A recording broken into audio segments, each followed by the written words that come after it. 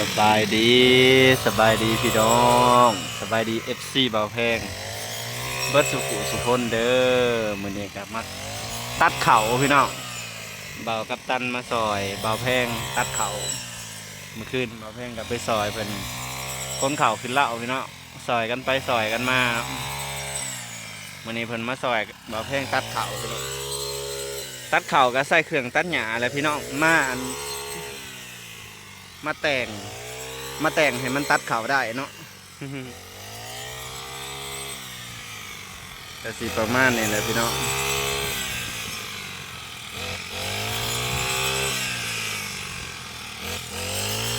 บรรยากาศคึมๆเนี่ยจังหน่อยพี่น้องคือฝนสิตก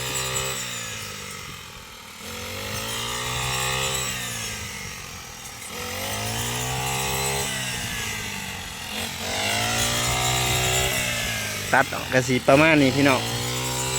มันอาจจะได้เพื่องร้ายเนี่ยเนาะพี่น้องเนาะของเบาแพงกับซุกบัดทงพี่น้องเอ้ย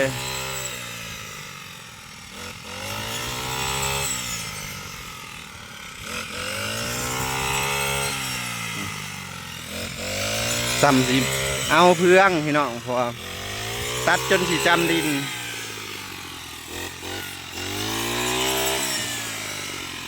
เบิ่งวิธีตัดพี่น้อง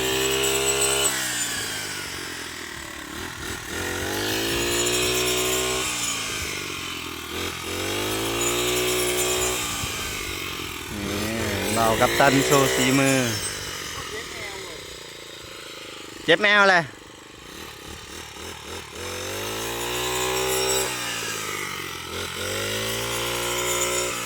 เจ็บแมวแหละว่าสันพี่น้อง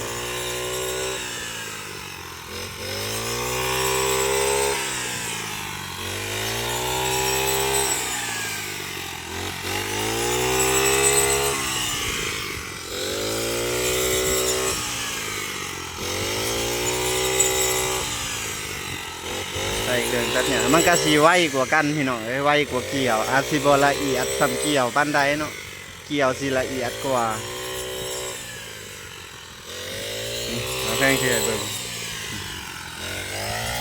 ประมาณนี้แหละพี่น้อง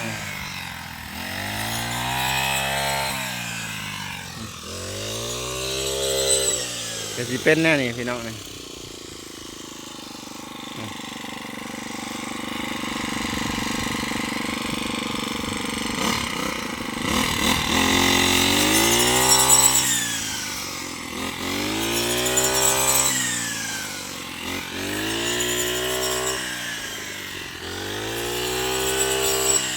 แดดพี่น้องแดด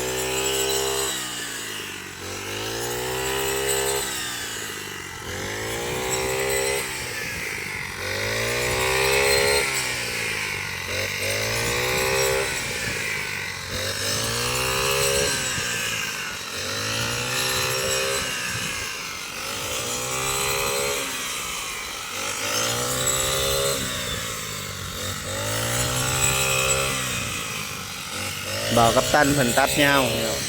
เบาแพงตัดสั้นมาเบิ่งความแตกต่างนี่เนาะระหว่างเบากับเบาแพงตัดกับเบากับตันตัดเบาแพงตัดสิประมาณนี้พี่น้อง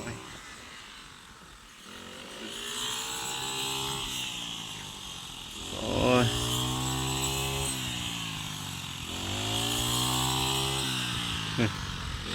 สิประมาณนี้พี่น้องเครื่องบ่ร้ายบัดใดเนาะ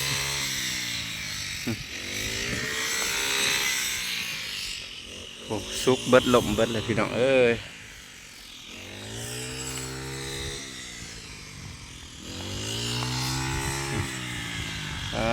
เถอะมันสิเป็นแถวไปแน่นี่แหละพี่น้อง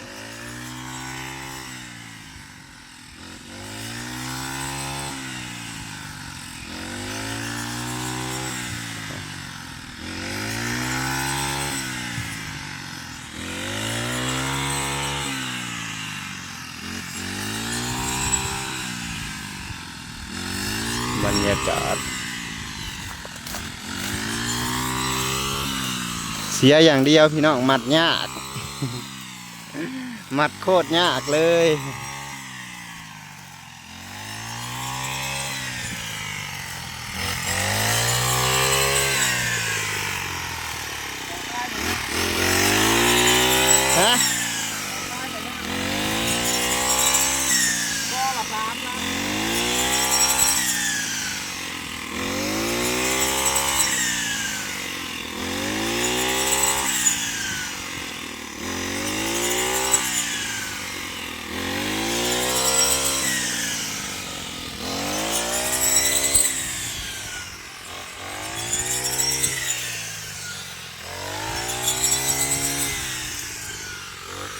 ตัดพี่น้อง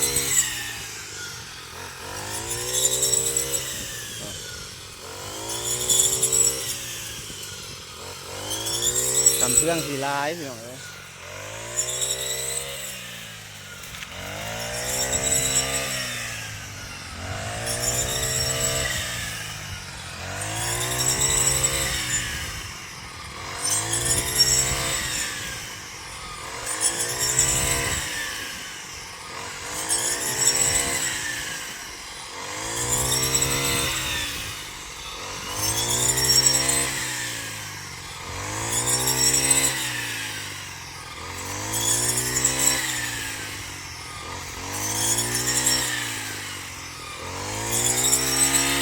แรงพี่น้อง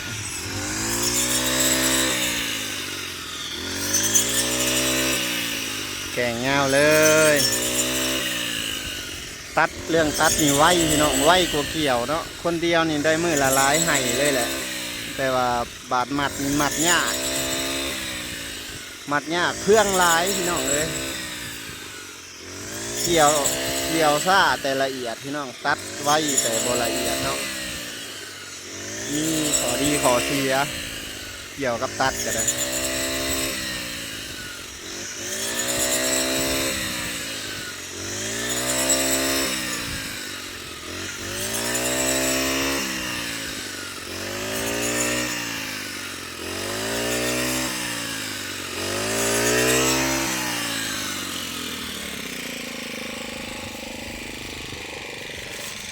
สิบไปเป็นหนาพี่น้องเราแพงก็จะได้เลาะหาเก็บเขามันเหี่ยน้ำพี่น้อง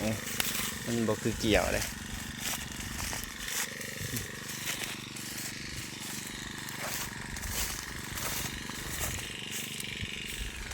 กินข้าวเที่ยงแล้วบ่เฮ้ยครับกินข้าวเที่ยงแล้วบ่กินข้าวเที่ยงแล้วโอเค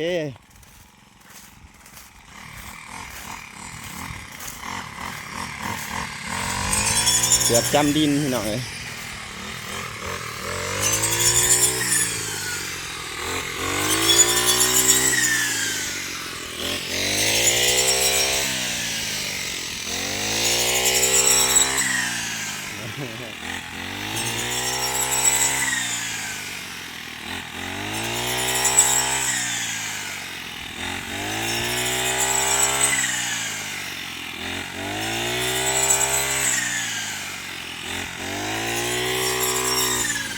ไว้เลยพี่น้อง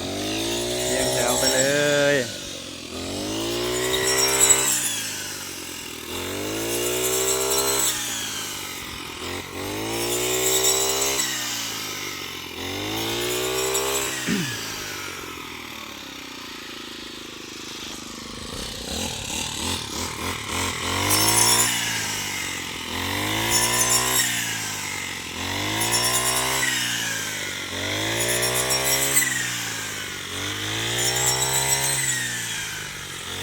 พี่น้องมาหอนบ่แพงก็สิขอจบคลิปก่อนนี้เด้อจังได๋ก็ฝากกดไลค์กดแชร์